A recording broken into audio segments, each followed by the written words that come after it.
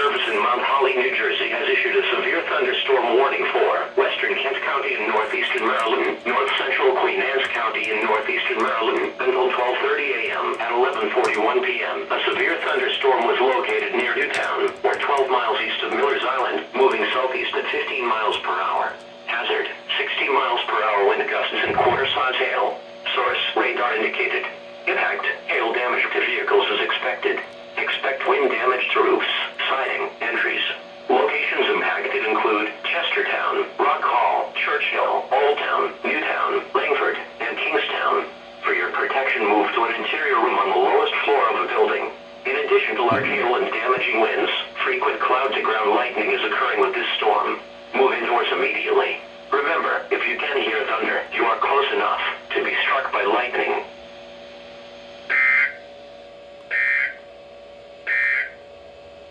A severe thunderstorm warning remains in effect.